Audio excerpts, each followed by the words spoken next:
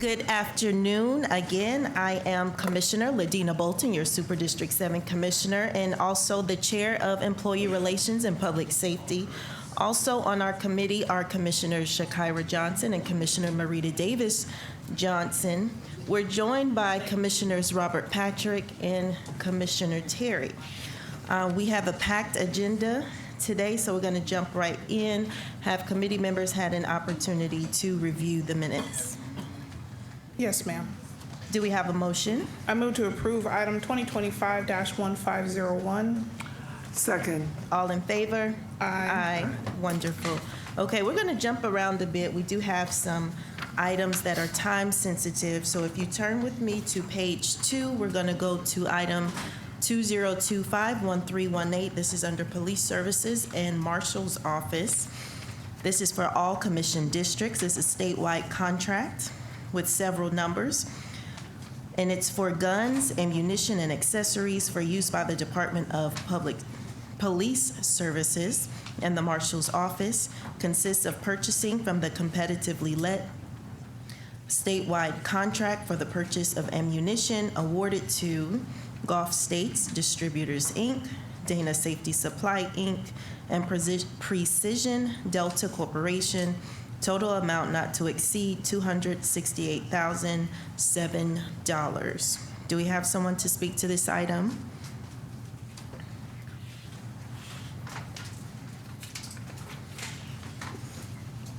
Good afternoon, ma'am. Good afternoon, Commissioners. So, yes, this is for the purchase of ammunition. As you know, all of the officers carry firearms. We do a lot of extensive training with firearms, advanced training, remedial training. We are required by Georgia Peace Officers and Standards Training Council to qualify biannually. Most of the officers have to qualify biannually. We do a lot of remedial training, a lot of advanced training. So this provides us the ammunition to complete those processes. Any questions from committee members? No, ma'am. Questions from commissioners? None. Do we have a motion? Yeah, I make a motion, excuse me, that we approve this item. Second. All in favor? Aye. Item 1318 has been approved. Thank you, sir. Thank you, ma'am. Okay, so we're going to jump to page 3. We do have a couple guests. So the next item we're going to go to on page 3 is 2025-0390, because we do want to hear from our guests, but we're not going to spend too much time on this because I want to get to our tires. So this item 0390 is for all commission districts, a resolution to establish a community advisory board for the DeKalb County Police Department. Lieutenant Hillis. And it's Patrick. So we invited him today to just hear feedback from the community regarding this item. You know, what's their position on it, just to share with committee members with respect to the resolution. Yes, ma'am. Fraternal Order of Police was contacted by a news organization about 6 weeks ago, asking for our opinion on this and similar type boards. And so we researched into it. We discussed at our meeting. We went over the proposal that you have for this advisory board, and it's great. We do have a few comments that came from our board that we wanted to pass along. Now, when you say that it's a full-time, it just means that it's a standing committee that stays, or these will be people that are employed? You can respond to that, Commissioner. Yes, it'd be just like our other standing boards that we have for other departments, and they'd be appointees from commissioners and CEO. So in essence, citizens and residents volunteering. Okay. One of the issues when I checked with some other departments about how their experiences with this is there's a high failure rate among these type of committees. And a lot of times it's, participation fatigue, or it's not what they expected. Like, for instance, your proposal is merely an advisory committee. It's not a review board or anything like that. And a lot of people who get involved in these want a platform. And I don't believe that's what you're looking for. You're looking for understanding between the public and the police. So that needs to be really part of your criteria for choosing the members. Making sure that each person involved has a crystal clear understanding of what you want the board to do, so that there's no misunderstanding in the end what comes out of it.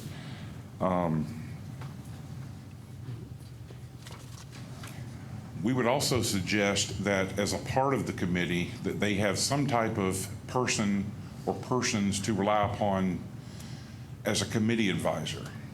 And our suggestion would be someone of the line level of patrol officers. For instance, a patrol officer or a patrol sergeant, because they're somewhat separated from the politics of the department. They're more of the on-the-ground meat and potatoes type people. And these folks would need some type of technical knowledge of what they're advising upon.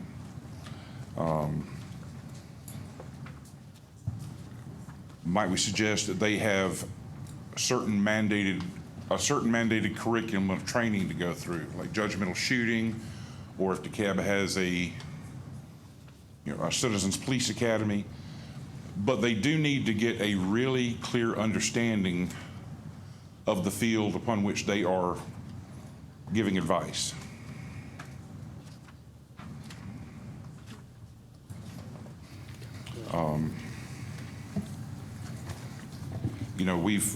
We've all had people, try to ask the police, instead of shooting people, why don't you shoot the gun out of their hand? Well, that's a severe lack of understanding of how it works. So having people with having some type of core curriculum of training so that they have a level of understanding of what they're advising on. So, ride-alongs, having advisory, having line-level people to help advise them of what they're looking at, and to make sure they get a clear understanding of the environment that the police officers have to deal with. You may respond to that. I will let you in just a moment, but I should have asked you to do this first, Lieutenant Hillis. Can you just share with the commissioners and with the public where you serve and who you represent? If it's multiple precincts across multiple jurisdictions, or what that looks like being a part of the Fraternal Order of Police. I am the president of the DeKalb Fraternal Order of Police. It consists of roughly 340 police officers from around this county and some from outside the county. So I don't serve a particular precinct in that capacity, but generally the law enforcement community of DeKalb County. And Commissioner Terry, I'm sorry, before I come to you, Commissioner Terry, committee members, did you have any questions or comments? I did. So thank you, Madam Chair. That was going to be one of my questions, was to speak about the Fraternal Order of Police and who you represent. So you did mention that the board had looked at this. How many members are on the board? And who all got, how much buy-in did you get? That particular meeting, I believe we had approximately 10 people present, and with various levels of years of experience in law enforcement. This was even, I was surprised, but even the older retired DeKalb folks liked the idea, even the curmudgeons. Okay, so Bob is a neighbor of mine, and I would categorize him as a curmudgeon, but I'm going to be nice to you today, Bob. But I really appreciated you reaching out on this item. So, we're up here making policies. I know Commissioner Terry, this is your legislation, if I remember correctly. But it's always good to get the feedback from those who it would impact. So I do appreciate you and the Fraternal Order of Police for stepping forward and letting us know your opinion. Thank you. I yield. Thank you. Commissioner Davis Johnson? The officers that were present, the Fraternal Order of Police, tell me, who do they consist of?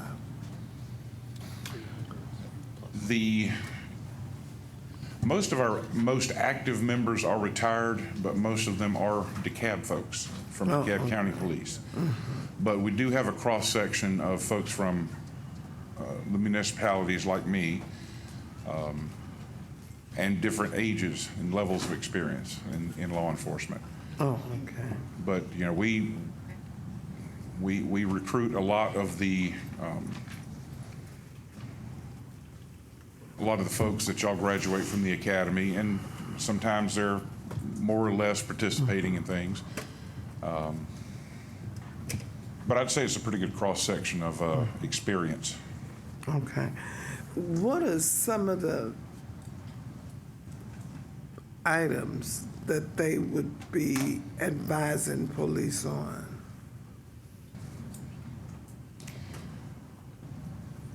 We represent the interests of police officers. So we don't necessarily advise police. I mean, this board, that we're talking about. Well, Yeah, I understand. I'm asking him, what would a citizens advisory committee, and I said board committees. I don't want to. I want to distinguish that I'm not talking about fraternity, the Fraternal Order of Police. What would the community advisory committee be advising the police on? I believe that one of the purposes of your stated purposes of having such a board is to have a level of understanding between citizens and the police department, which is certainly a very good community policing initiative to have. So, but people live in their own environments, and they see certain things. And what police officers see day to day is probably going to be very different than what people in a neighborhood see. And those people need to understand each other. And so would it be more like an educational component than an advisory component? Because if you have a advisor, because one of the things that I would, as a layperson, would say, why do you shoot to kill? I mean, why can't you shoot him in the leg? I'm just saying, when you say advisory, that's what I would normally say. I can tell you that if you were to participate in the training that I'm discussing, you would have a very different view of that. Most marksmen would not be able to hit a moving target in the leg on purpose. Right. You're taught to stop the threat. Right. You're not taught to kill, you're taught to stop the threat. Yeah, but I'm saying, as an advisory, if I'm on an advisory committee, what am I advising you all on? Because I know that you all go through training, go through ethics, you have different layers. So what would I, as a layperson, be advising you on? I would think it would be something more educational, community-based than officer-based. Well, I would hope that the education would go both ways between the board and the police. But my point is that the community board should have a basic understanding of what they're advising on. Lieutenant and Commissioner, we could have Commissioner Terry respond to some of these since it was his idea. Well, I understand, but I'm since he Trying to was figure brought out what in. they support. Yeah, since he was specifically brought about the in, because resolution. that's the reason I was asking him, as he saw it, Right. and as your board saw it, because each jurisdiction is a jurisdiction within itself. How Atlanta's reputation may not necessarily mean DeKalb has a reputation, or how Cobb's reputation may be. I mean, they would be individual jurisdictions. I mean, Well, I know, for instance, New Orleans, their proposal, and I believe it's implemented, but they have such a committee for each district of their police. So that decentralizes it, and that's a possible idea too. But our feeling of it is for there to be a sounding board between the community and the police and vice versa. and so that's my point. I mean, what would I be advising the police on? As you see, how do you see a committee being utilized? I guess And I guess it would need to be defined, because I think that you gave several recommendations, and I'm not going to be long, but okay, go on. How would it be defined?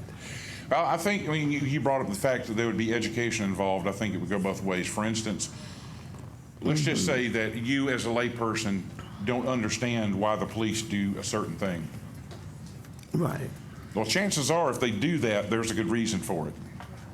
Well, that's where you can get that education as to why. And as a member of the board that's part of the community, you can let people know that. So my question to Commissioner Terry, is there any type of platform for education for the community who would serve on this Citizens Review Board shortly? Because I do have some more questions. I believe so. And actually, in reference to the question about shooting and how officers handle that, I actually remember going to Clarkson City Hall in 2015.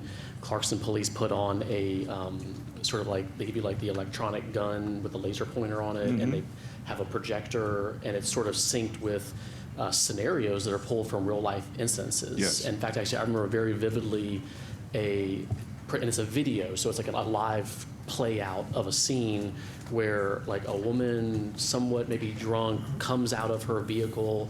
Why'd you pull me over? And pulls a gun out of her purse and shoots me immediately. And of course, the officer's like, were you prepared for that? And so, of course, when I went through that training, I was like, no, I was not prepared for that. But that's one training that's like a 2-hour community module where literally the public could come in and just play that role in these scenarios. And so that would be one example of like a training program that the Community Advisory Board could work on to have that two-way, communication. Yeah, that has very often been a very big wake-up call to people when they go through judgmental shooting classes. And I think that also it could advise the public on, the Citizens Advisory Board could advise the public on do's and do not, things that you should do and how you should approach and what the regulations. Yes, I agree with that two-way. Yeah, you certainly want the board to be able to interact with the public as well. Right. Yeah. Okay, my last question is for our chief. Pat, my last question is for him. And of course, I would like some of the recommendations that your board came back with on this Citizens Advisory Board that we can integrate into your resolution, if you would like. But what are your feelings on this, Chief? I believe, as the lieutenant has stated, there's pros and cons. It does have a high failure rate, and I would hate to see the DeKalb County Police Department follow a model that has not been successful in the past and has not been proven successful. Regardless of one way or the other, I do just want to point out how many things DeKalb already does as far as community engagement.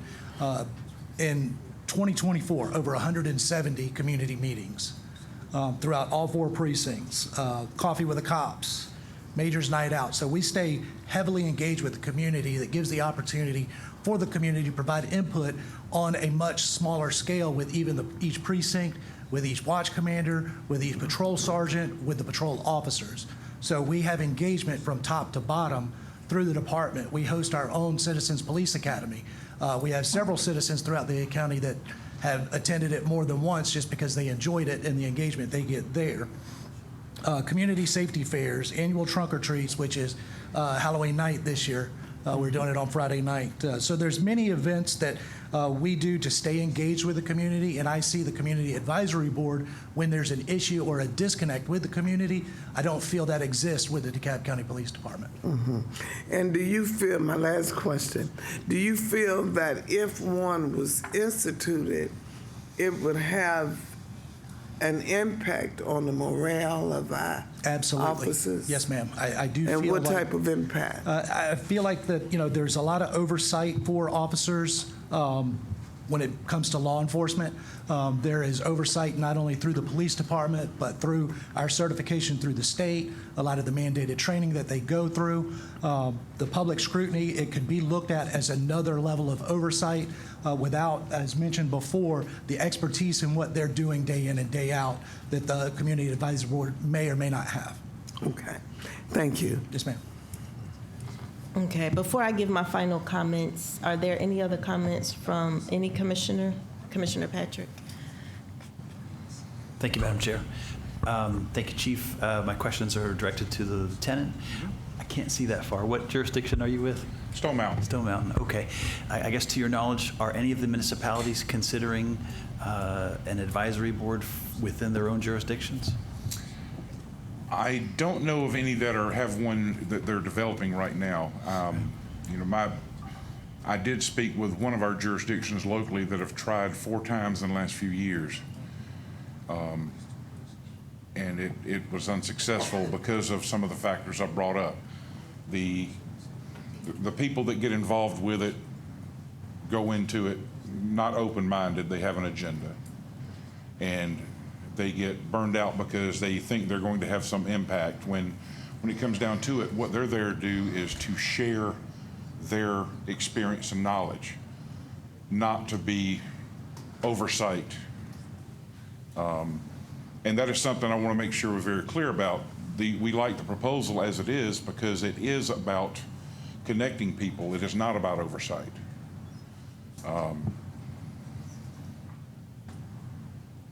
But other than that, I don't know of anybody who has anything actively going. Okay.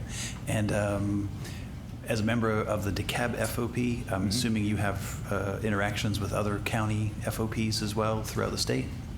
I do have some, yes. And are there any movements with those other jurisdictions that you're familiar with? No, to move in this area? I think this is generally more for, larger areas that try to do this. Gotcha. Okay. But again, you've said expectations are different than what deliverables are, as in this is people may go into this with the expectation of oversight over the police department versus understanding the procedures and the engagements officers have to be prepared for, as Commissioner Terry mentioned, at any given moment. Right. And as Chief Patrick said, if it's couched or if it becomes another level of oversight,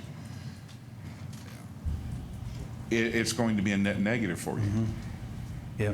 Now, I was talking, there was a resident who sent me an email, I believe from the Brookhaven community, and she had mentioned that Brookhaven police are very engaged. I don't know if they do coffee with a cop, but there are a series of community get-togethers where it's very planned, but also very convenient to meet with the officers and build that relationship as you're talking about. And I, just echoing what the chief has said, I'll say in District 1, we've had a lot of positive engagements with our police department. I have not really heard anyone that said they have a negative perception of DeKalb PD. Flipping that around to the affirmative, I only hear positive things about DeKalb PD. If anything, there's not enough DeKalb PD, and there's a desire to have many more, but I have not heard any negative interactions with DeKalb PD. No, and just as a citizen, I see, on Facebook, I see a lot of attempts at engagement from Yep. our county police, you know, with the coffee Coffee with a cop. things and stuff like that. Yep. And I believe that DeKalb enjoys a much better perception overall than a lot of large police departments. Agreed. Thank you very much for your time, officer. Thank you, or Lieutenant, pardon me. Thank you, Madam Chair. All right, thank you. And so before I go ahead and close out our discussion on this item, I did just want to, I'm sorry, did you have something? Yeah, everyone like basically criticized everything, and I can't respond to it. Go ahead. My bad, I forgot about you. Stuff about it, and I'm the one who did the resolution. Okay, go ahead and make your You comment. gave your opinion. Well, I'm a little concerned because we're like in a Groundhog Day loop here, because I keep hearing the same things over and over again. I started out 2 years ago with a more of an investigative body, okay, a civilian review board, which actually was a President Obama recommended initiative back when he was president. So it's not like I just made this up out of my own, mind. But I compromised because the police said they didn't want that. And so I literally went to CALEA. CALEA, this is the second line of the resolution. CALEA, through the certification process, includes civilian panels to review police department performance on community engagement, which is widely recognized as a best practice for promoting transparency, accountability, and community trust in law enforcement. So explain to me why, if CALEA, that certifies DeKalb County Police, say it's a best practice, why us replicating it on a more persistent basis is not a good idea. It's literally saying this is how you promote transparency, accountability, and community trust in law enforcement. So that's number one. Number two, we have advisory boards on almost every department in DeKalb County. It might not surprise commissioners up here, but the largest line item in almost every local government in terms of money spent is police. Mm-hmm. Okay? So we spend the most money of our tax dollars on police, yet we have no advisory board. And then second, to your point about, who's involved and, there might be a high failure rate. Well, can you imagine if we looked at any other situation, any other policy, and we said, you know what, they have a high failure rate, let's just not even bother. Our job is to innovate. If we see something that's not working but has a relevant role in society, we should improve upon it. So if there's a high failure rate in community advisory boards, let's ask the question of why that is and what can we do to ensure that there isn't a high failure rate. The final thing I'll just point out is the resolution is really the decision before the decision. And again, I really encourage my colleagues to read the resolution, because the last thing of the resolution says, the Board of Commissioners directs the Law Department to develop the specific structure, membership criteria, and operational guidelines for this advisory board. Okay, so this literally is saying, we think it's a good idea. Now let's get with DeKalb Police. Let's get with the Fraternal Order of Police. Let's get with commissioners. What is the training? What is the criteria? What is the goals and responsibilities? So all the concerns you're asking about are things that, yeah, we could work out the details, but no one's going to work out on it within police, law department, anything, if we don't pass the resolution. So I'm going to get back to the fundamental concept. If CALEA says that this is a good idea, why wouldn't we pursue it on a full-time basis? It only increases transparency, accountability, and community trust in law enforcement. If we want to do those three things, this board is a best practice to achieve that in DeKalb County. Like I said before, Okay, you got Oh, sorry. 30 seconds. Okay. like I said before, Commissioner, we are on board with the proposal that you put forth. And like you also said, we are bringing forth some ideas and pitfalls that you might have in forming such a thing. And we want you to make that part of your considerations in that formation. Okay, thank you. I appreciate you keeping with time. Chief, can you come up for just a moment? And while you're walking, I want you to think about, because my question is related to the Citizens Police Academy that we currently have, how much engagement that we actually get from the community to participate, and after they participate in the academy, do they remain engaged as a liaison between community and police department? What does that look like? Yes, ma'am. We fill up every year for the Citizens Police Academy. I believe it's 13 weeks, one night a week. They go through extensive overview of the entire police department, scenarios, organizational structure, legal considerations, law considerations, things of that nature.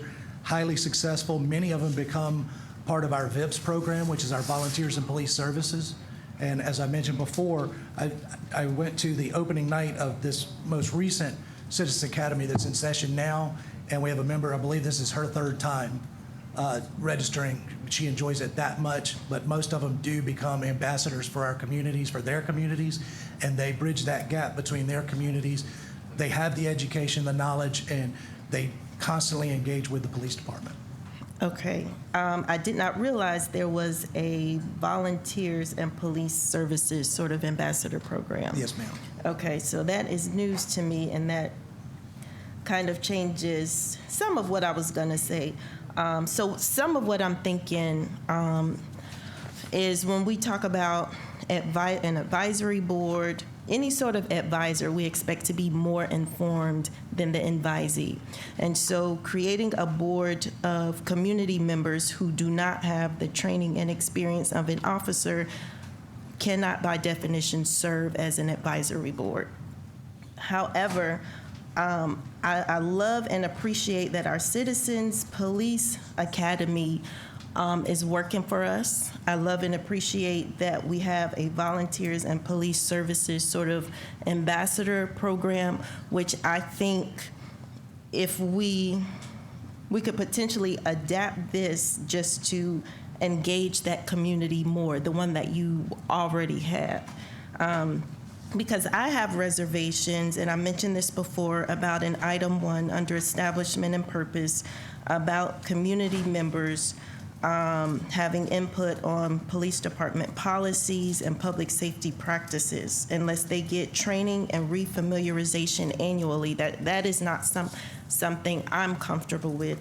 But I do like the idea of community members who live in these neighborhoods being able to communicate to officers what they see, feel, and experience on a daily basis. And it seems that the ambassadors can be those eyes and ears to work with the officers.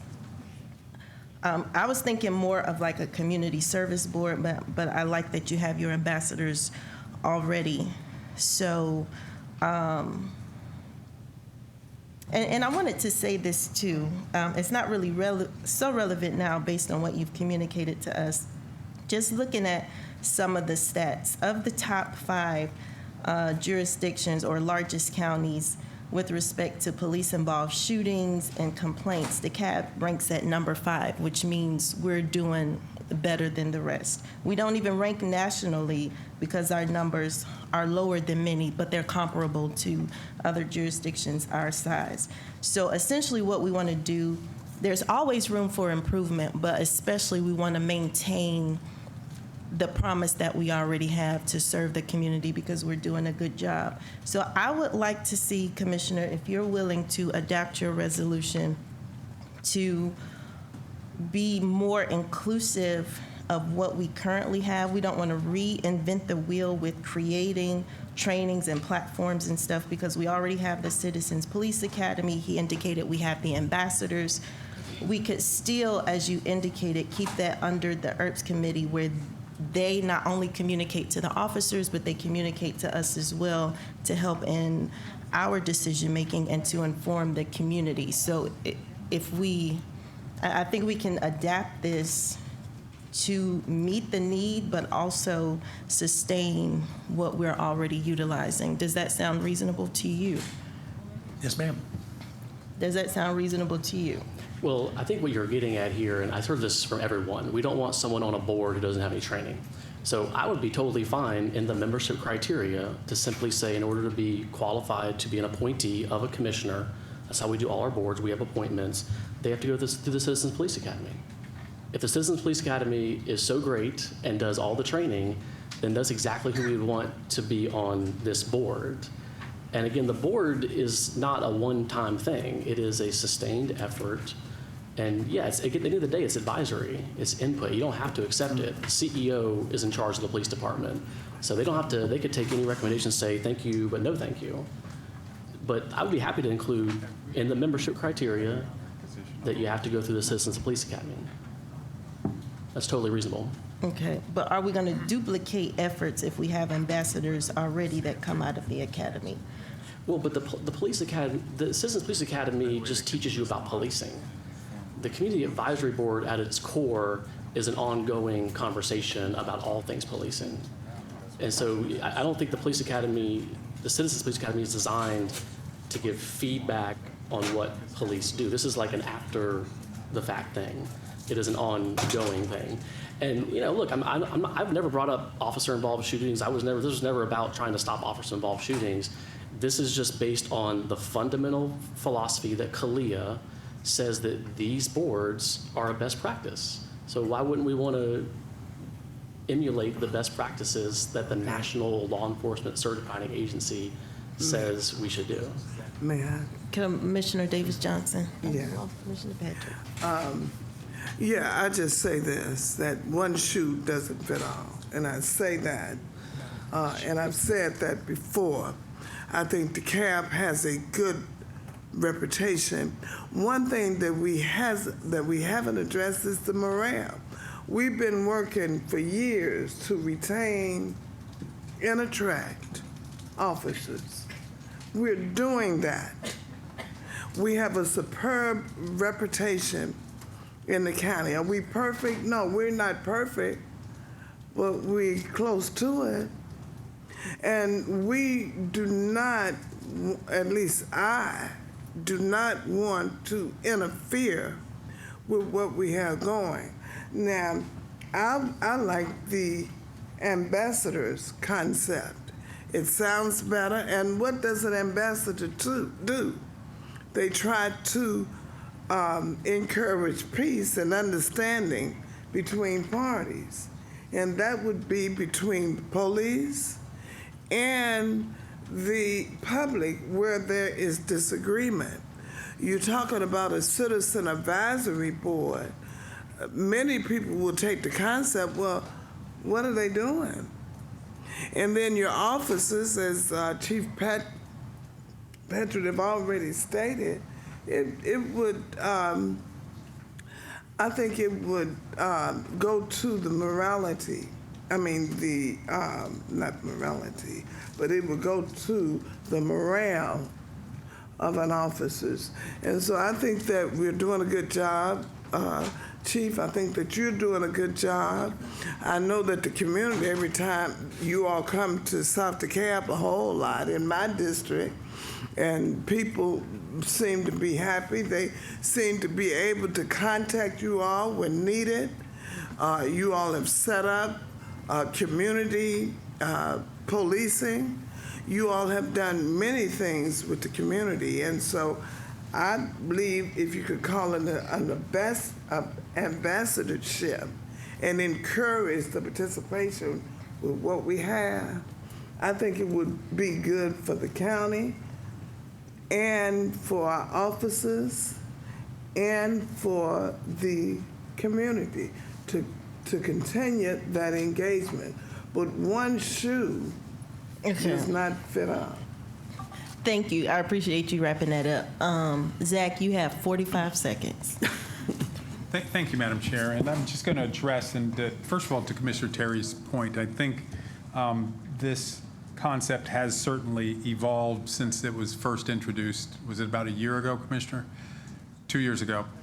So Yes, it is much different. What I would love is the opportunity for the administration to formally respond in writing to our thoughts. I mean, we have a lot of these conversations, but I don't know that you've had the benefit of here is specifically what the administration is thinking and why. And you make whatever policy decision you ultimately choose. Yes, we would appreciate that. You got 20 seconds. So I believe actually that the CEO at the beginning of the year stated that she was forming her own public safety task force to advise on these very things that I'm putting in the agenda. So yes, please respond. It's been on our agenda for 2 years. The CEO has been CEO for 10 months. I mean, if they're the same thing, then let's just come together and make them one thing. We don't have to have separate initiatives. But I'll just point out that the CEO stated almost exactly what I'm saying in this resolution. So let's just make sure we're all in alignment here about what we're trying to accomplish, which is building community trust with law enforcement. I don't see why anyone would be against that. Thank you, sir. So did you get that? We're going to let administration. I appreciate you. So do we have a motion for this item? 0390. I'd like to make a motion to defer this item, and I would assume to when? 30 days. November 18th. November the 18th. That's enough time. Okay. Sorry. Okay. Can you just restate the motion? Motion to defer to November the 18th. Second. All in favor? Aye. Okay. All right, so we're going to jump to item 250683. This is all commission districts to approve a resolution to address egregious littering and the illegal dumping of scrap tigers. We received, I think it was a memo or white paper recently. Oh, you're going to speak to that, Mr. Allen?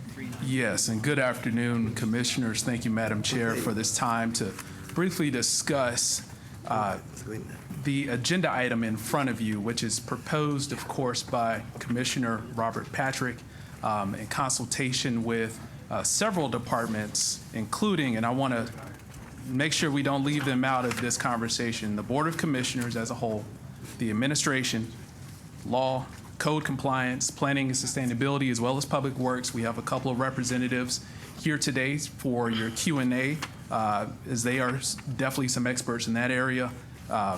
Police, sanitation beautification unit, as well as our BOC central staff to really comprehensively look at what's happening throughout our county, throughout our region, throughout our state regarding illegal tire dumping. As you all are aware, you just had a meeting at the state capitol just a few days ago and discussed this from a robust standpoint. And there are 2 documents in front of you today. I also have a presentation up, and I want to focus on pages 9 and 10 of the presentation, simply for the purposes of, the policy memo that we sent was a pretty substantive, and we want to take time at a later meeting, maybe 2 weeks or 30 days from now, after you've all had additional time to digest these recommendations from the local, regional, and state perspectives, to discuss as a comprehensive standpoint. And we'll certainly have county departments available at that time to fully discuss. And I would also like to offer central staff's availability to speak with you all individually after this meeting offline to discuss, this individual policy. So again, on page 9 of the presentation, we're going to discuss staff's review of Commissioner Patrick's resolution. And additionally, the second document was the policy paper provided to you all, and I'll discuss the red line edits that staff has in case you would like to go over that. But again, it's basically discussed on pages 9 and 10 of your presentation. So with that, tire dumping is obviously a countywide issue. It affects all commission districts and residents throughout DeKalb. Illegal dumping has been a challenge, persistent challenge for a number of years, and it occurs in several places, areas off major roads, our commercial and industrial districts, our neighborhoods, and Commissioner Patrick, as well as you all, have been tracking this for a number of months and years, really, and our community partners, including our police department, have identified several locations as well, 42 to be exact, since January. So the proposed ordinance in front of you is an amendment to Chapter 22, Article 4 of the Code of DeKalb County, which essentially goes over the scrap tire enforcement ordinance, and it's intended to establish criminal penalties for unlawful dumping of egregious litter. Now, notable language of this proposed amendment are in front of you, and it include any person who intentionally dumps egregious litter in violation of this code section in an amount not exceeding 500 pounds in weight or 100 cubic feet in volume, et cetera, not for commercial purposes, et cetera, shall be guilty of a misdemeanor of a high and aggravated nature. Secondly, any person who intentionally dumps egregious litter in violation of this code section that is for essentially commercial purposes shall be guilty of a felony, and upon conviction thereof shall be fined not more than $25,000 for each violation, or 5 years imprisonment, or both, et cetera. So with that, staff took the time, discussed with our relevant parties, law, the courts. We had some specific feedback, specifically from the Solicitor General as well, as it relates to prosecution and what our local limits include, right? So via email, we received the following. All ordinance violations are misdemeanors. This is also reiterated within state law as well, I believe within Title 15 of the State Code of Georgia. So any violation of the DeKalb County Code of Ordinances, our max is $1,000, 6 months imprisonment for local violations. All right, so it's very, very clear, not only within our local procedures, but it also within state law. That's the maximum sentence. Again, the maximum fine of $1,000, and a 12-month sentence can be imposed if the violation is a state charge, but the only legislative body that can make changes or draft felonies is the state legislative body. It's not just particularly on this sheet, but later on in the presentation, as well as in our policy paper, we propose, and obviously in your state legislative agenda, asking the state to allow us to increase the local fines and penalties that we can address for illegal dumping. So we look forward to continued conversations with our state legislative legislative delegation and community partners on that. Now, even though there are limits to the fines and penalties that may be assessed, there are some opportunities that we can address not only within that section, but overall within the county code itself. So on page 10 of your presentation, just the next page, staff has reviewed comprehensively this entire scrap tire ordinance. And the proposed red lines are essentially what you have in front of you, but again, it's noted within pages 37, 38, 39, through essentially page 44 of the memo, basically the back pages of the memo that's been provided. So those are the red lines that have been provided. So, as you can see on your screen, staff proposes reducing the tire storage limit for individuals from 100 to 25 scrap tires under section 22-66A, which states that no person may store more than 25 scrap tires anywhere within the county. Now, this would align with the state law under Title 12, Chapter 8, Section 40.1. No person may store more than 25 scrap tires anywhere in this state. This would include individuals, specifically, and residents within the county. Now, in our county code as well as our state code, we are currently aligned in what businesses can do in terms of scrap tire storage. And now that is capped at 3,000 tires. You cannot have more than 3,000 on your premises if you are a business. So we just, propose aligning ourselves to reduce that from 100 to 25 so that we comply with state law accordingly.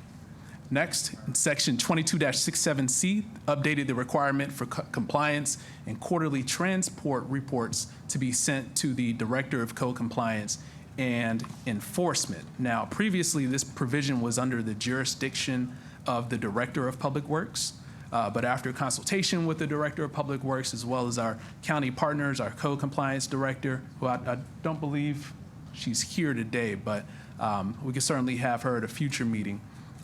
This would align with current county practices essentially and fit within the scope of what code compliance is able to do on a daily basis. So that's one of the minor updates we wanted to make. Again, on section 22-668, subsection A, staff proposes updating the department that will be responsible for the enforcement of this ordinance to the Director of Code Compliance and Enforcement as well. And again, previously, this provision was also under the jurisdiction of the Director of Public Works. May have been at a different time within DeKalb County's practices that this was more applicable to the Director of Public Works, but over time, things changed, practices changed, especially from an enforcement code compliance standpoint. We also have a more stronger enforcement mechanism in place now, or enforcement arm of the county. So, just to align with where we are, let's update the code accordingly. Next, section 22-69, subsection 1. Here's where we get into the fines and penalties herein. So again, the proposed updated penalty for a violation shall be a fine not to exceed $1,000 or up to 6 months imprisonment or both. Whereas any violation continues from day to day, each day's continuance thereof shall be deemed a separate offense. Again, the previous penalty was 30 days imprisonment, so this would be a change from a penalty standpoint to take us from 30 days to 6 months imprisonment and keep us at that maximum per violation fine limit of $1,000. And additionally, new language has been added under section 22-69. This would be a new subsection 3 to clarify that in addition to actions filed by DeKalb County for violations of the ordinance, any state or federal agency may independently file separate or concurrent charges within their respective applicable authority and seek conviction within a court of competent jurisdiction. Now, this language is also, we've done some research with other jurisdictions. Athens-Clarke County has this specific language within their code of ordinance as it relates to solid waste. Or violations of their solid waste provisions. This would allow us to essentially clarify, of course, that even though we have certain limits at the local level, our state partners, our federal partners, certainly have the jurisdiction, the ability, and the mechanisms to prosecute egregious dumping or high levels of dumping that break state law. Going a little bit further, in Title 16 of the state code, essentially what you're proposing, Commissioner Patrick, fines for egregious commercial dumping of 5 years. There would be a penalty as well as fines. So the penalty for that maximum in the state code is 5 years imprisonment or up to $25,000 per violation. That exactly mirrors what we're trying to do on the local level. So the state already has the ability to prosecute that. We are asking for more local control to do a little more things from that standpoint. But at this current moment, this is basically what staff has proposed that we can certainly do to address it. Now, even though these are specifications within the code, this is a very small aspect of the overall comprehensive strategy that we need to have as a county when it comes to addressing illegal tire dumping and dumping in general of solid waste within DeKalb County. So again, we'll be prepared to discuss this in whole. We're going to discuss this from an enforcement standpoint, for surveillance standpoint, a business licensing standpoint. That's just on the local lens, code enforcement standpoint. So there's a whole host of things that we can do to address this. And I think we will. But just starting off for the discussion of today's purposes, I would like your feedback on these particular edits. And I want to close out by saying that the law department is currently reviewing these red line changes, and we would ask for a deferral to get their professional, written opinion on this and go from there and get that to you all at the next opportunity. Thank you. Madam Chair, if I may, just to summarize briefly what was said, and if we can go back to that previous slide, it talks about 5 years or $25,000 for the violation. Essentially what, I'm going to give you credit, Marcus. Essentially what Marcus has been able to find through the code for us is from Athens, Clark County, there is a way to put enabling or almost like a pathway language that says, if we find something at the local level that appears to be much bigger, much more problematic than just an isolated tire dumping, that it could perhaps be passed up to higher levels, district attorney or even some state Yes. prosecution after that. Especially if they're on state highways, Memorial Exactly. Drives of the world. Yep. And I wish we had some more time to talk about this because Marcus has put in a tremendous amount of effort on developing this document right here. I think it's a very comprehensive approach, but that is essentially the lowest of the low-hanging fruit that we can approach right now. With All what of we've it's got. fruit that's ready and ripe. So There you it's go. all our perspective. Yes, sir. There you go. Just really quickly, outside of Athens, Clark, did you see any other jurisdiction that had language like this? And the reason that I'm asking is because as a consolidated form of government, it seems exactly relevant for them to have the language in there that you have for Section 22-693, clarifying that if we see a problem locally, it can also be raised statewide. So, Commissioner, I believe it's certainly, in a way, implied within certain codes of ordinances. So, Athens, Clark County explicitly puts that language in there.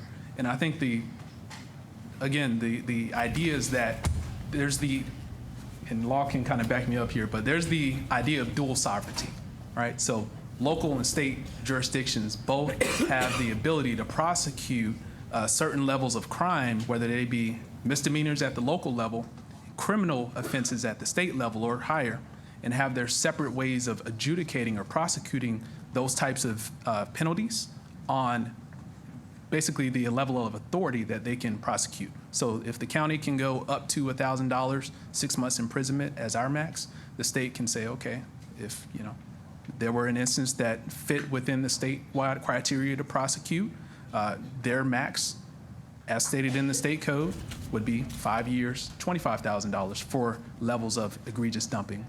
I certainly think that's possible. We have real life occurrences, 42 dumping sites as we speak that are being worked on, and the CEO and the administration have done a great job to address this at a current standpoint, but there's a lot more that we will all continue to be doing to address this. You've done an amazing job, and we appreciate the effort that you and the team has put in. But do committee members have any questions? I think we can borrow 3 minutes. How are you doing it, Jay? Do that. Yeah, I have one before I leave. Yes, ma'am. And I was thinking if we could do something with the state to see if, because in DUIs, you have like 3 or more DUIs, I think goes up to a felony. And so I would think for non-commercial, I mean, because if you keep repeating this, Yes. there should be a stiffer deterrent Yes, ma'am. to Agreed. say, I better stop this. So I'd like to see something presented to the state Agreed. to see if someone could introduce that And again, one as of a the possible. yes, ma'am, for sure. What would be ideal is if there were a study committee at the state level to really take in all these partners from the enforcement mechanism to the scrap tire partners, the generators, the retailers, the distributors, have everyone in a room, as well as the legislators, to determine what the current apparatus is, where our opportunities and gaps lie, and how we need to improve on this as a whole. But you're exactly right. It would be ideal to have more stipulations that we could do at a local level for instance, high and aggravated nature of a misdemeanor, things like that. So more to come. Yes, ma'am. Okay, thank you.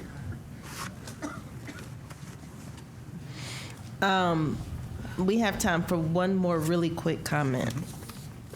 And we have Gordon Kenna and Kathy Reed back here as well, who can Yes. I want provide to their thank Commissioner. expertise. I'm going to stipulate Commissioner Terry doesn't usually have a quick comment, but we'll make it work. We'll make it work. I want to thank you for bringing this issue forward. While we're working on these code revisions, I really do think it would be good if the administration would just respond back about the existing compliance regimen. Because the current code says the Public Works Director is supposed to keep a manifest and have scrap tire generation numbers and trips.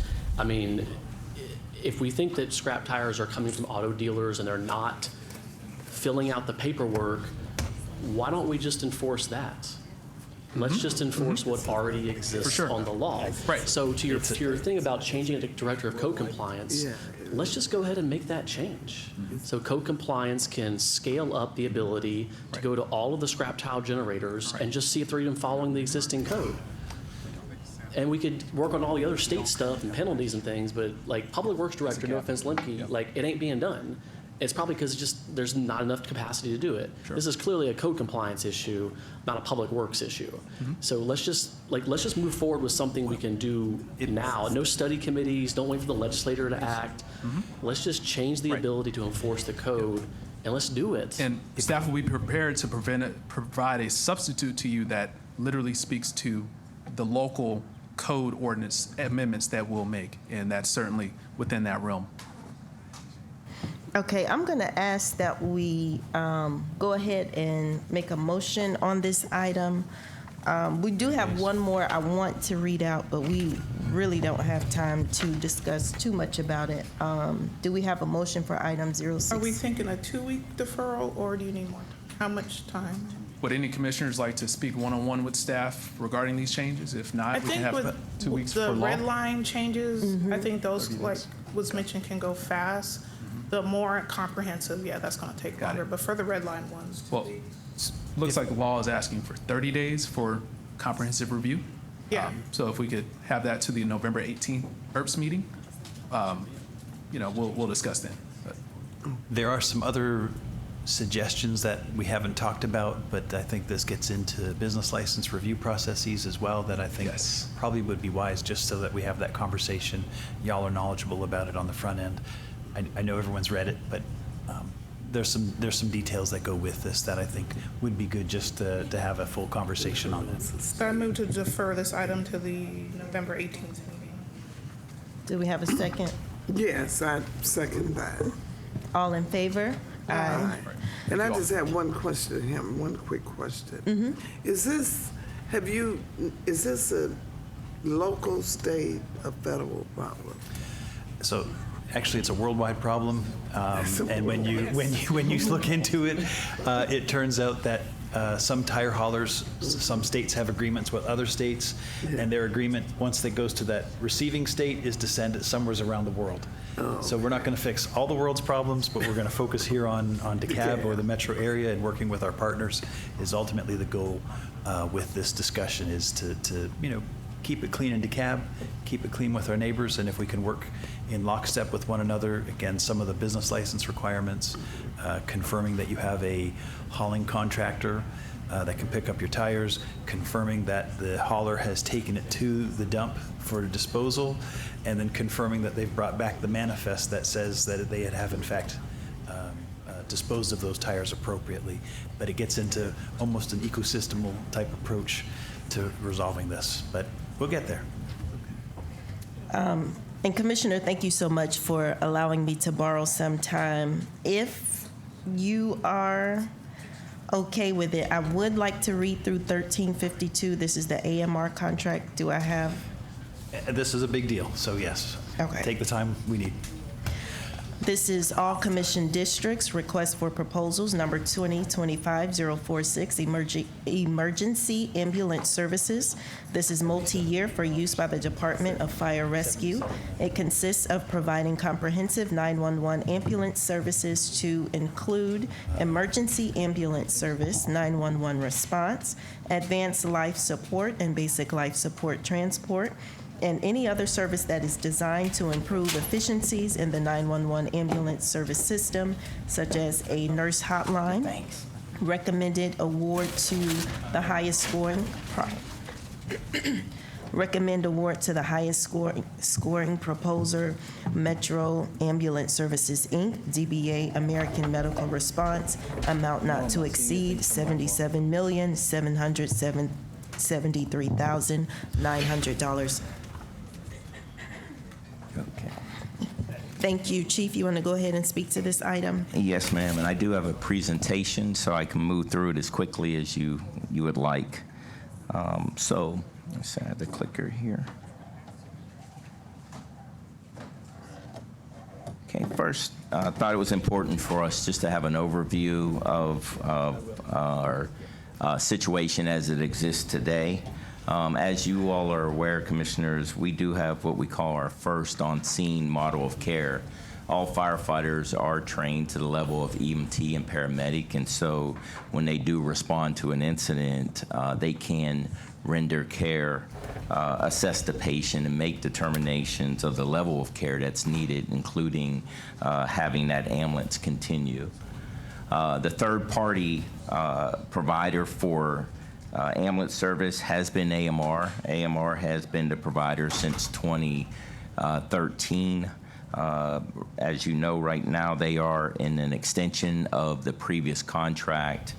Since 2013, there's been 2 contracts, and then the extension that they currently are under.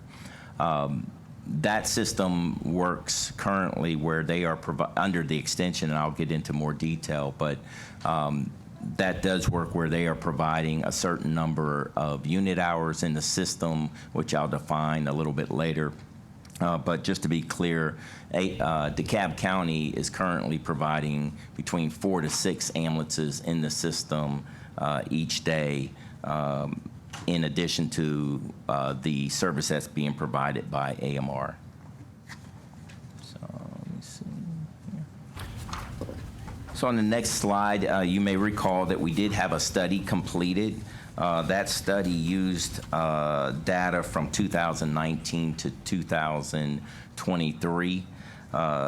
And through that study, we asked them to do several items. One, we wanted to ensure that we were on the right path as it related to how we were providing service at the time.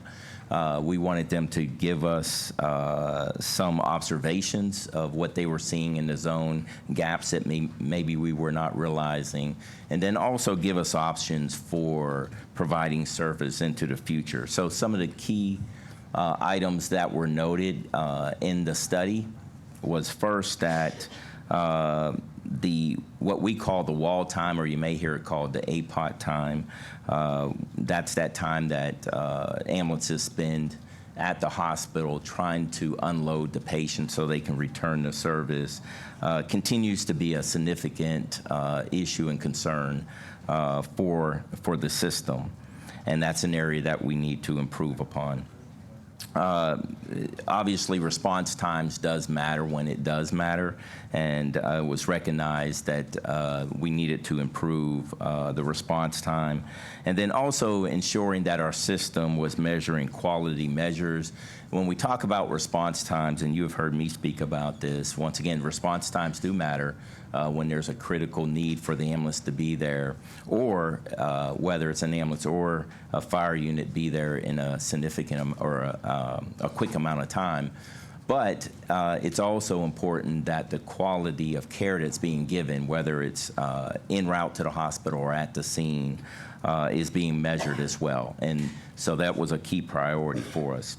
Some of their observations, as I stated, was the time at the hospital, that turnaround time. And I spoke to you all about this before, but the UHU, this is that, think of it as time on task. Basically, an ambulance, if you see an ambulance sitting on the roadside, they're not responding to a call, they're what we call posting, then that's not time on task. That's waiting for the next call to come. But when units are either responding to a call on the scene of a call or responding to the hospital, or on top of that, waiting to offload a patient, that's that utilization time. And the Fitch and Associates report pointed to the fact that you want that time to be at or below 50%. In other words, 50% of the time they should be time on task. 50% of the time should be not on task. One, to ensure that then when that unit is needed, it's in the proper location. As important is the overuse of the crews. If they're always having to respond to calls, that scenario I just laid out, at the end, when they do unload the patient, there's another call waiting, then that's that overutilization that can occur with the crews, and it has its negative impact, as I'm sure you can imagine. The current provider at the time, their utilization was at 80%. And once again, I do want to highlight the fact that we're speaking of data that was from 2019 to 2023, and we received this report last year. But that was the state of the zone at that time. And then also, they did review the collection rates. And so the average collection at that time was about $2,200. In other words, that was, and this was fee for service, but that was the average charge that AMR was charging to a patient. But their collection rate was actually right under $400. And there's various reasons for that. And once again, some of these are items that I've spoken to you about previously. Inside the document, the feasibility study, they also estimated several different scenarios that we asked them to look at. One was the current state, where it's more of a blended or a hybrid, where AMR is providing the vast majority of resources. In DeKalb County, we were bringing up our units. So that was one. One was fully implementing a system where DeKalb County would provide all of the services. And then the other was AMR providing all the services. So you can imagine going down this line of where we were to where we could be. And you'll see that bottom line in there that was cut from the document, where they estimated that the impact could be between $12.6 to $16.5 million based upon which one of those scenarios we selected. Once again, at that time, we were not providing any subsidy, and so that was the data that they were using. So the current contract, as you recall, we are under the extension, and we are paying a subsidy right now. We're paying AMR $4.8 million annual subsidy. That's an up to amount, and I'll get into the actual payout that we have done so far. But that was an annual amount. That was the highest amount that we would have to pay for the service that we were asking for. What we also included in the extension was requiring them to provide a daily number of hours in the system. The previous contract did not have that. There was no requirement for them to have a set amount or a minimum amount of ambulances in the system. So we included that, especially once we reviewed the feasibility study. And so that number ramped up starting in January 1st. We're now at beyond the July 1st date. So there's they have a daily minimum of 568 hours that they are to be providing in the system. Once again, the unit hour is represents 1 hour of an ambulance in that is on duty. So, you know, over an hour period, if you had 20 ambulances in the system, that would be 20 unit hours. And if the next hour they added an additional 5, that would be 25, and you would add those numbers together. That's how you'd come up with that daily average. Within the extension was also performance measures. There's a long laundry list of those. And then there was also a credit. So if they did not meet that minimum, currently it's 568 again. If they do not meet that minimum, then we would receive a $150 credit for every hour that they did not reach that minimum. If they went beyond the 568, there was no additional subsidy for AMR. And then, just as note, the extension does go through June 30th of next year. So, very quickly, I'll speak to where we are today. So, as far as the current extension, we have paid $2.9 million of the possible 4.8. Obviously, we're in October, so there's still several months left. But AMR, throughout the term of the extension, we have had several months where they have actually gone over the actual minimum, but each day, and that's on an average, but each day is where that $150 comes in. So I can provide that data to you, commissioners, if you would like. So as far as the key items that we were looking at in the RFP, and we did what I believe was a very robust RFP that was sent out to those proposers. And what we included in there, you'll see in this first item, you'll see the number 600, 650, 700, and 750 hours.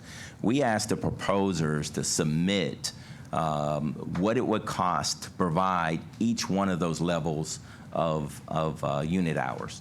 So that way we would have plenty of information to make a decision instead of just basing it on one single number. And so that's the information that we received back. We did increase the penalty, realizing that the proposers were going to be able to ask for a subsidy. And the new contract has a $200 credit for every hour that they would be below the minimum daily unit hours. Also, we did make sure that we focused heavily on including quality standards, and you'll see a long laundry list when I get to the back of the presentation, a long laundry list of making sure that the provider will meet those quality standards. And then in the billing area, what is different from the extension and then from the previous contract is in the previous contract and the extension, the billing rate was set by the provider. So that contract that was signed by AMR, they provided what they were going to charge the patients. And that was part of the evaluation process for that contract. That was carried through into the extension. For the RFP, we set the rate.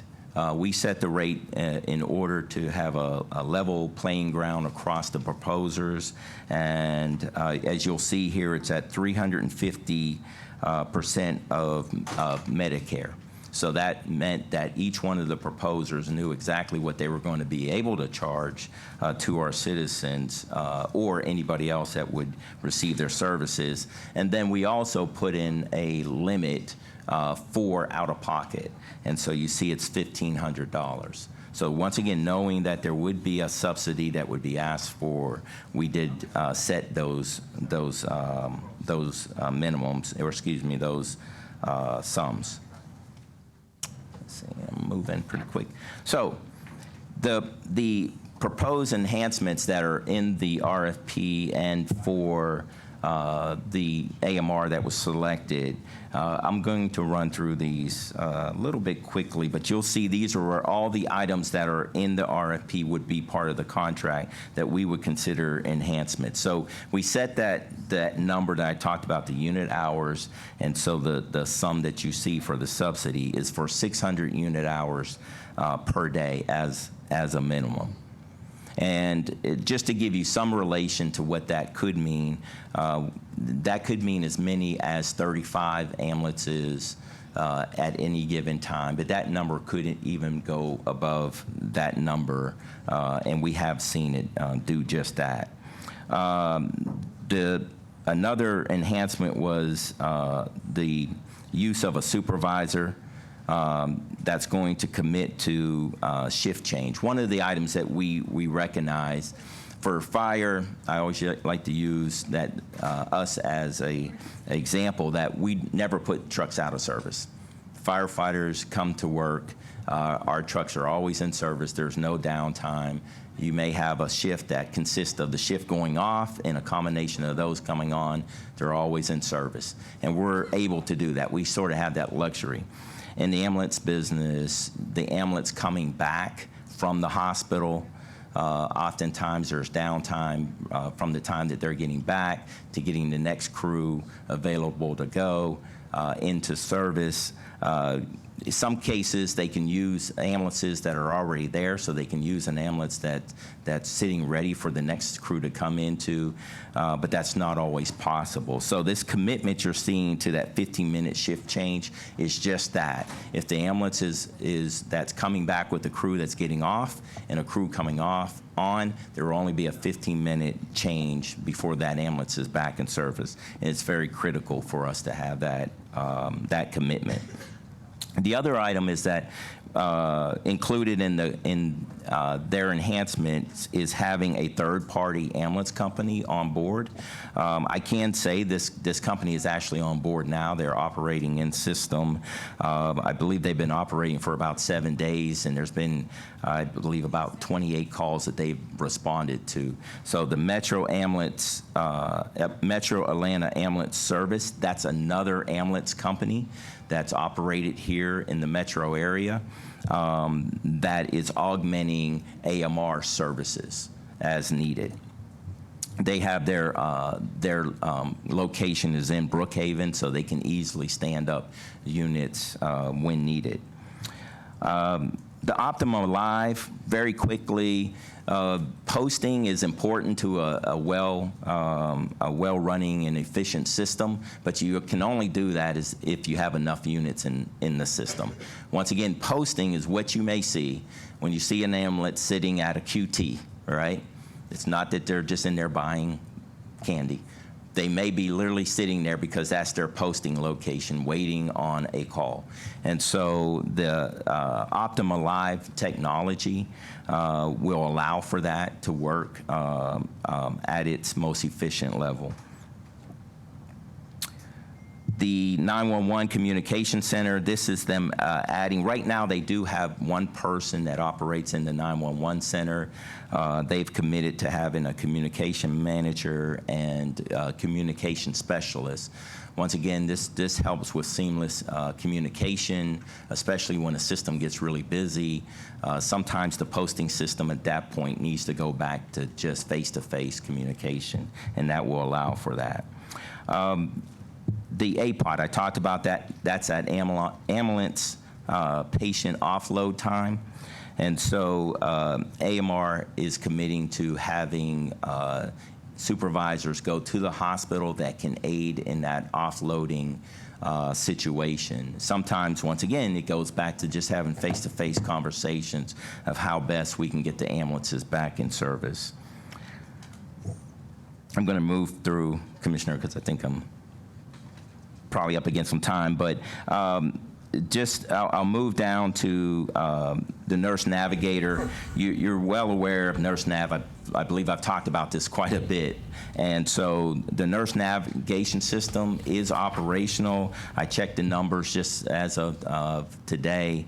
3,200 calls that would have otherwise been sent for dispatch were able to be handled through an alternative disposition. And as you may recall, that can be literally a live nurse who they're speaking to who's able to resolve their situation just through talking to them. There's now the ability for them to talk to a doctor. If they don't need to go to the hospital, the nurse navigator can set up transportation and an appointment for them to go to an urgent care.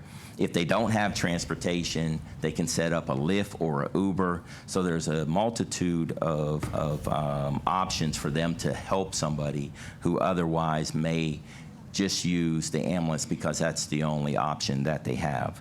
One area that, and it's really the last one, it talks about the alternate transport. One area that we recognize is sort of a gray area. There's these times where maybe the patient still wants to go to the hospital, and we cannot deny them that right if they want to go to the hospital, and Uber or Lyft may not be the way they need to go. But they don't need to go by an emergency ambulance. So one item that AMR is bringing to the table is another agreement with non-emergency service that can pick that patient up. They don't have to go lights and sirens, but can still transport them to the hospital. Okay. Just some more items in here, the workforce development, the Earn to Learn program. I've had the opportunity to actually be present at some of their graduations, and I often ask where the students are come. Many of those are coming from DeKalb County, so this is a huge investment on both ends of increasing their numbers, but also supporting employment in DeKalb County. The clinical matrix, this leans back into just making sure that you're measuring what you're doing. The first pass, I'll explain that very quickly. So what is filled out every time that there's a call is what's called a patient care report. The patient care report outlines everything that was done with that patient. The first pass is I believe it's really AI in many ways, that is also identifying whether what is being populated in that PCR is in alignment with our protocols. And so it's really a real-time QA, in that if the documentation is not showing that proper care was given, then that can be handled very quickly versus somebody reviewing a PCR at a later time. The next item, the blood program. You'll see here it says October 15th. This presentation was ready previously. That's already started. So as of yesterday, I believe, well, let me tell you what it is. It's carrying blood on units. And so they have 2 units that are carrying whole blood, because when there is a situation where there's a life-threatening hemorrhage, what you need is blood. You need replacement of blood. What we used to do is IVs, right? So now it's been proven that giving that patient blood replaces the blood. You're doing really the most that you can do for them. And so I can tell you one of the situations I heard about yesterday was someone who had a gunshot wound in the thigh, who had a pulse, I believe it was somewhere around 70/50. After being given the blood, on the way to the hospital, this patient was talking, and their blood pressure was 120/80. And as far as we know, that patient is still living today. So that program that was presented as one of their enhancements actually is already online, is already showing some positive outcomes. The other item here, you may know that currently AMR has 2 locations. One is in Stone Mountain. The other one is a QT in Brookhaven. We did want more distribution locations for their units.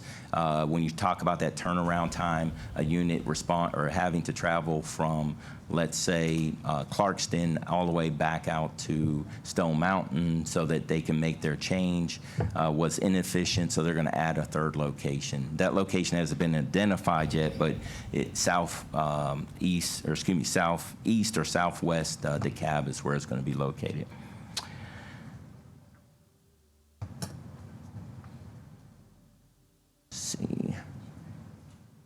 And then the last 2 items, yes, just once again, really focusing on the areas of how we can reduce wall time, reduce the demand is part of what AMR is going to commit to.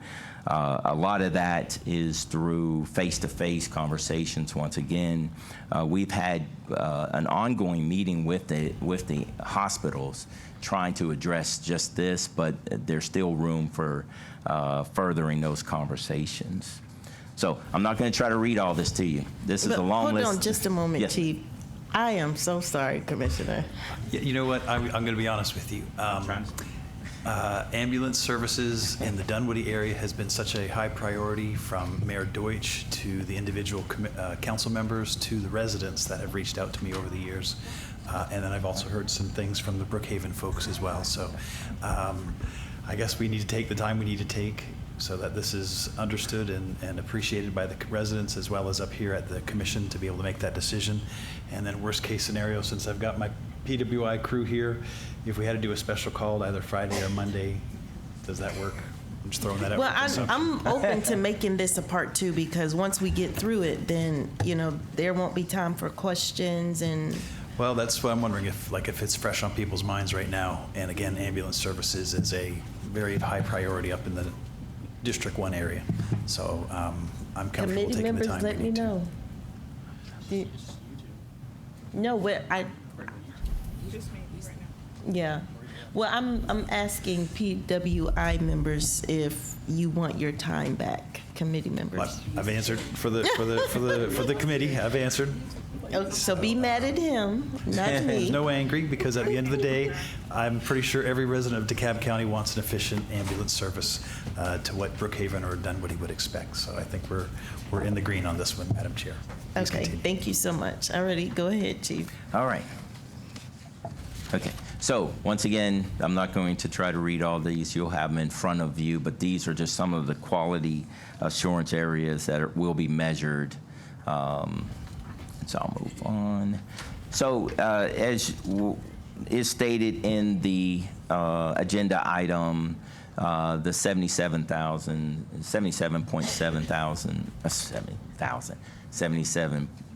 million.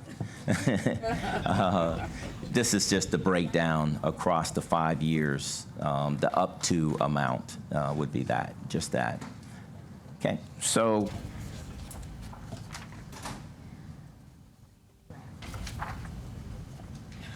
on this slide, what you are seeing is, once again, because of the uniqueness of having AMR be the provider that's being proposed here, we do have data that we can point to. This is data that we collect, so it is from our point of view.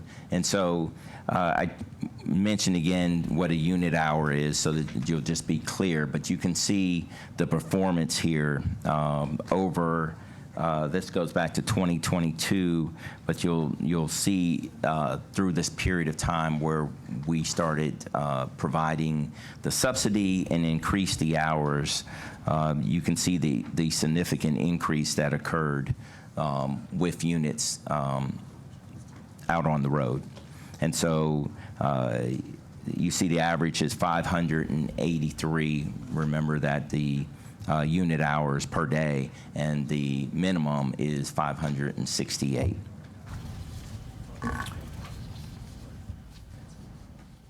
And then also, we talked about the key being the outcome that we would be looking for is bringing down that UHU.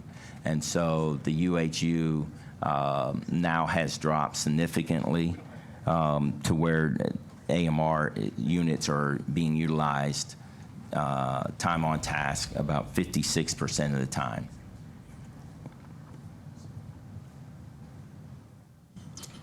Okay. And then also, we were able over this time to increase the DeKalb County ambulances on the road. I hear more and more people saying they're seeing them, seeing those units out there. So you can see the system has improved as well, because we're also adding those unit hours from the DC fire units. And so there's 112 unit hours that were in the system in the third quarter from those 4 to 6 ambulances. And so once again, that graph just demonstrates that. And response times. Once again, we cannot run from response times. And so you'll see that in the first quarter that we did see a drop of 4 minutes and 19 seconds since 2022. And once again, you can look at the chart there, and you'll see that the True Delta started to drop there at the beginning of 2025 when the subsidy came on board. And then those priorities, priority one is listed here as the most critical calls, and that's where you would absolutely want the unit to be there as quickly as possible. And then you can see the priorities 2 through 3, less need, if you will, for the unit to be there as quick. But obviously there's always that customer service perspective that we're always going to measure as well. Madam Chair, are we taking questions or doing questions or waiting till the end? If you have a question, go ahead. Okay. Chief, if you wouldn't mind going back to the last slide. So I'm assuming this is aggregate, system-wide, county-wide. Yes. As I just mentioned, my folks up in Dunwoody, Doraville by extension, I've also heard concerns and complaints. How are our response times in those individual portions of the city versus these overall aggregates? And the complaint I have heard frequently is people end up getting positioned in heavy traffic areas and then have to go to other heavy traffic areas to be able to respond. So how do these seemingly very good-looking data that you've got here, how does that relate to some of the cities that I've got? Yes, and Commissioner, I don't have it directly in front of me, but I can tell you we provide Dunwoody with a monthly report, and we've seen steady improvement in that area. And in Brookhaven, we provide it quarterly. We've seen steady improvement, and I believe you were there, but we've had both of those cities mention that improvement and acknowledge it. Right. So we are seeing improvement. Right. Okay. Yeah. Offline, if we could talk maybe Yes. more about getting that data, so I'm just aware of it as well, I'd be grateful. Thank you. Thank you, Madam Chair. Yes, go ahead. Okay. Once again, just showing the data, showing that there has been an improvement that has been occurring in the zone. You can see the drop in penalties. The last two, or quarter one and quarter two of 2025, that bar represents for quarter one was $70,000, and for quarter two was right at $36,000. That was the penalty paid, and you can obviously see how high it had been over time. And those penalties are being collected as part of our true up when we are paying the subsidy. So it's being paid through the reduction in the subsidy. So we are caught up in that area. Okay. At that point, I can take additional questions. Committee members, do you have questions or comments? I did just have one quick question. Back on slide 5, when you were talking about the daily minimum, you had one for January 1st, April 1st, and July 1st. Were we just steadily increasing them, or was that like an average? So it was written into the, if I understand your question right, Commissioner, it was written into the contract that we would stair step up that minimum number. And so those numbers are represented in the contract that was signed for the extension. Got it. Thank you. Commissioners, do you have questions or comments? Commissioner Messiah. Thank you so much, Madam Chair. As it relates to sort of the breakdown in providing service with DeKalb County directly versus AMR, do we have some type of differentiation between, and I'm looking at the priority levels, 1 to 5 plus, and 5 being non-emergency. Do we have some type of a breakdown that shows which are DeKalb specific versus AMR, particularly related to the hospitality transport? So, Commissioner, we can show we can show which calls we responded to. So I think that may answer your question.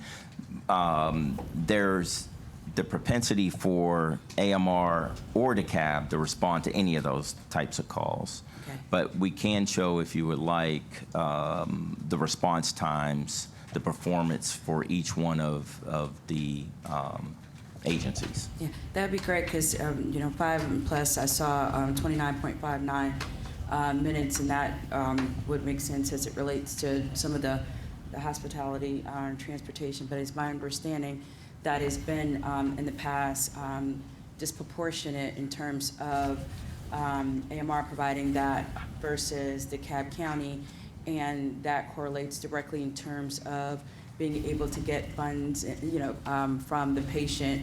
And so with those hospitality transports getting more money than, we would, than we do when we're doing other the lower priorities, but higher in terms of, emergency needs. So I'd like to, see that and understand if that has shifted, or if that's the same as how it was before. So it'd be great to be able to see. Thank you so much, Chief Fulham, as always.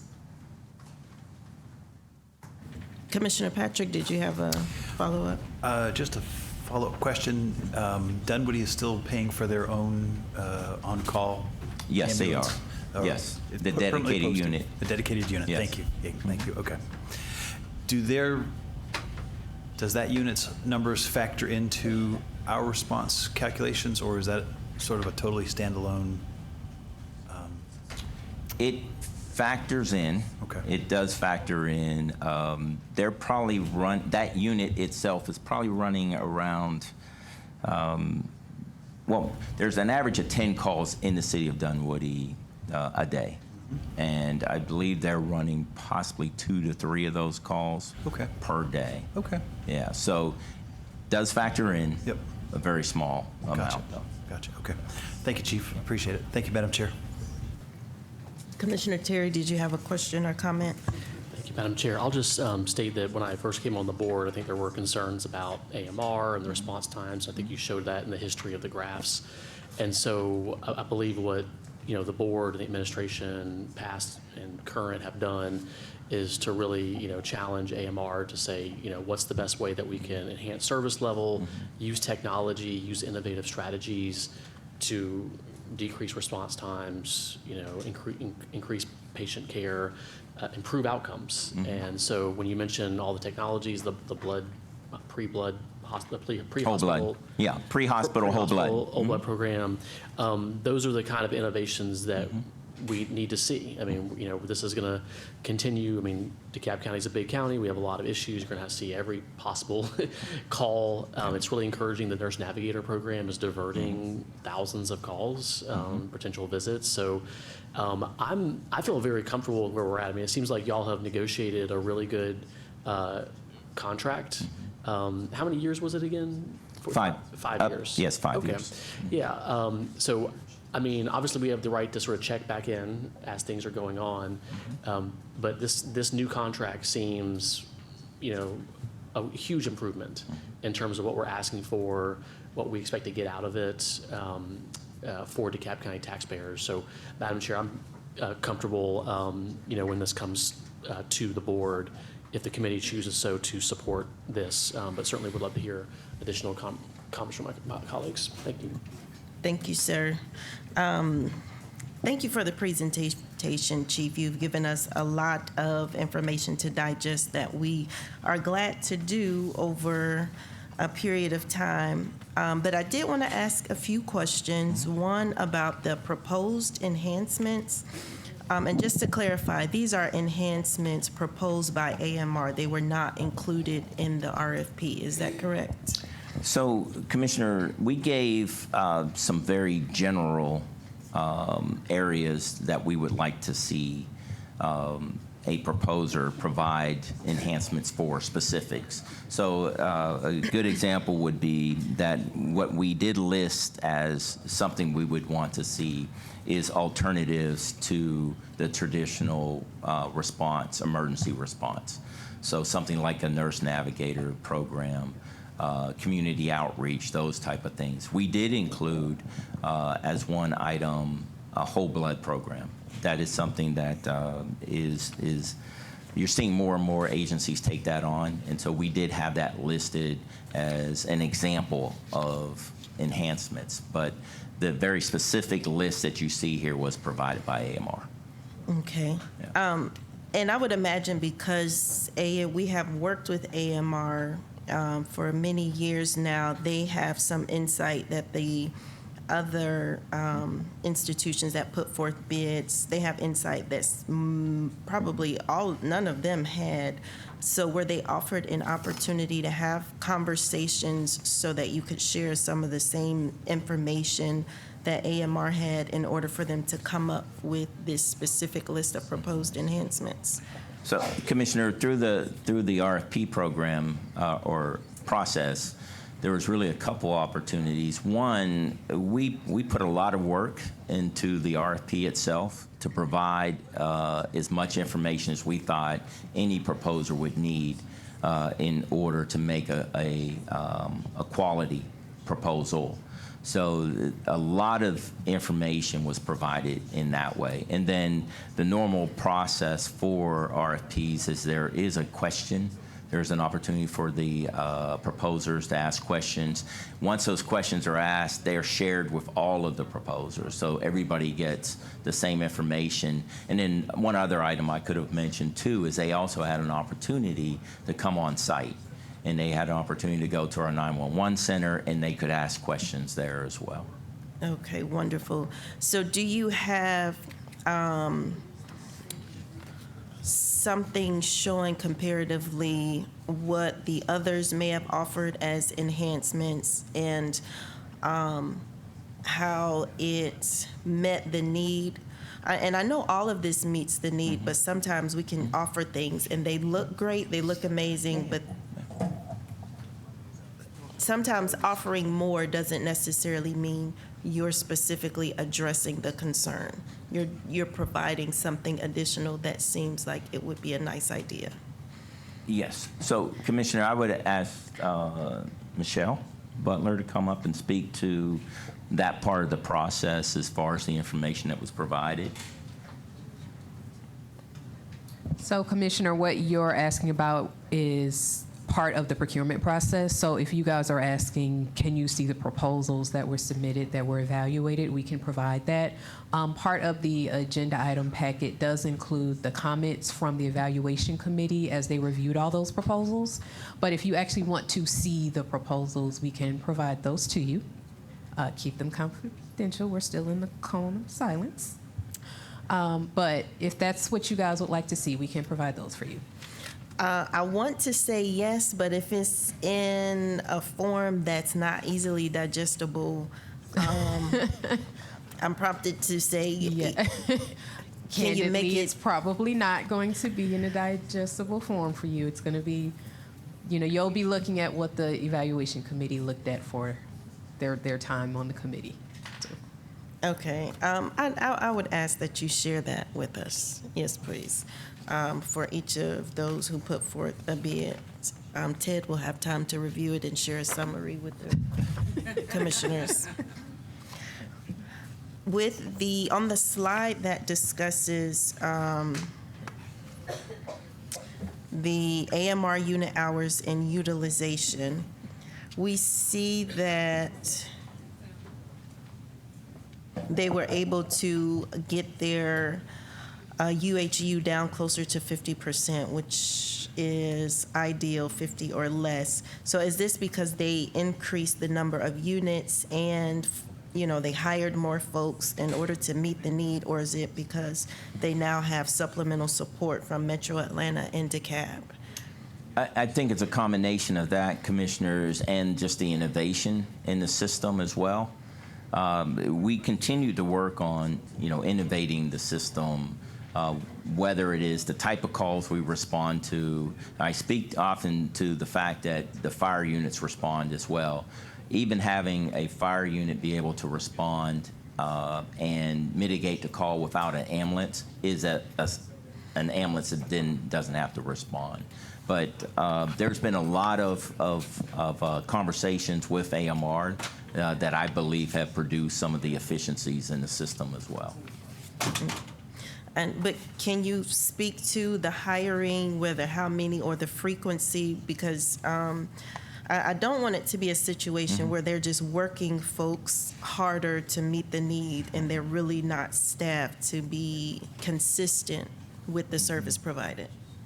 Yeah, so I can't speak to their frequency of hiring, Commissioner, but I do know that within the RFP for the 600 hours that we set as a minimum, they did list that they would have 200 as a minimum for their staffing. So I don't know how much of an increase that is from where they are today, but they did display what they would provide as a minimum staffing in order to meet the 600 hours. And on the slide that says response times showing priority 1, 2, and 3, critical and emergent calls. So I do see that obviously there was a reduction. I wouldn't accept that, the 4 minutes reduction to be true, just because if we look at the latter part of the graph, it's not consistently down.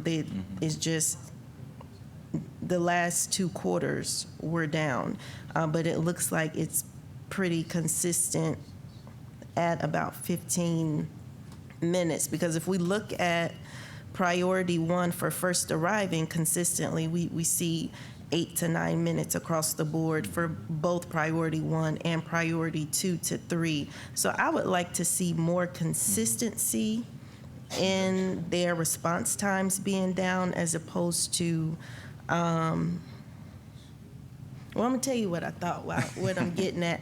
Because I said, so why did they choose 2022?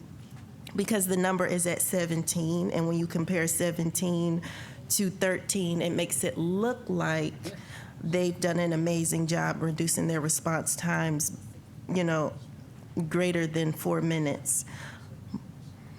But the consistency is not there. And I think that's what we're looking for, that it's consistently leveled around 13. I see 12 there. But 15 looks like that's really the average, because that was nearly four quarters the last year that it was about 15. So I guess ultimately what I'm getting at is, would they be able to, based on all of the technology, the hiring, and all of the things that we're promising, can we look forward to consistency around 13 minutes or better? Well, Commissioner, that is definitely the goal, and it's actually to see that trend, as you're speaking to continue to go down. I will say, for the record, the date that was chosen by us and not by AMR. I can pretty confidently say that if we would have went back further, it would be a higher number, just because we would start to go into the COVID years, and we saw high spikes in some of those years. So that was chosen by us. But we can share, Commissioner, any level of data that you would like to see, and going back further if you would like as well. We have that readily available. Okay. Well, that's all the questions I have for right now. Any follow-up questions from commissioners or comments? Commissioner Terry. And just to clarify, so the penalties are still in effect, and so Yes. to the extent that there are future delays each quarter, that's their incentive to keep the response times on track. And I guess, help me understand this. So this last 3 quarters, it's just been the continuation of the last contract with maybe a few tweaks, I guess, maybe a little bit more of the subsidy. But Yes. it's basically the same contract we've had over the last several years, right? Yes, Commissioner, the contract that was signed back in 2019, 2020, what they are in now is an extension, but we did make some, what I would consider to be significant changes in that, one, we were not paying a subsidy previously.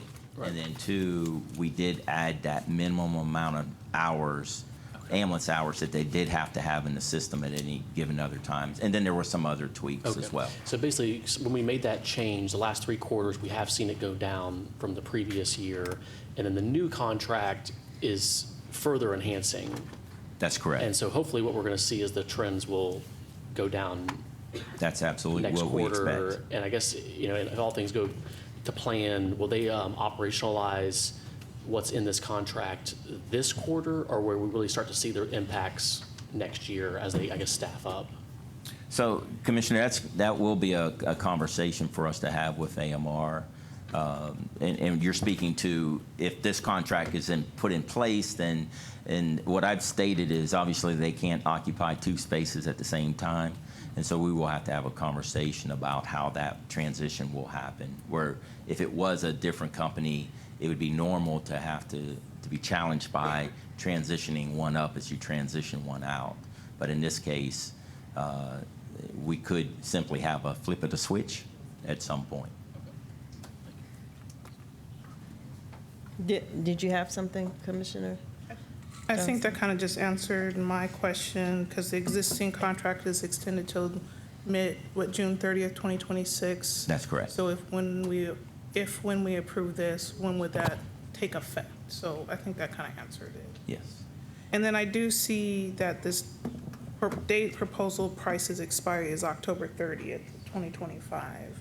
So we're looking to make a decision before then, to take action on the contract.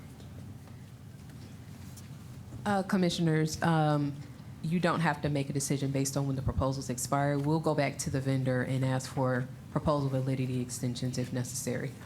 If we just ask in advance for a particular amount of time and hope that everything can get done in that time. But the RFP process kind of dictates. I yield. Thank you. I know Commissioner Davis Johnson and Commissioner Long Spears had some questions, but weren't able to be here for this meeting. So if we would consider them, and and if the other commissioners had any further questions while making a motion for this item. 2-week deferral? We can rock with a 2-week deferral. What's that date? Okay. I move to defer item 1352 to November 4th. Second, all in favor? Aye. All righty, so we're just going to go ahead and hold the remainder of the items in committee. We're well over time.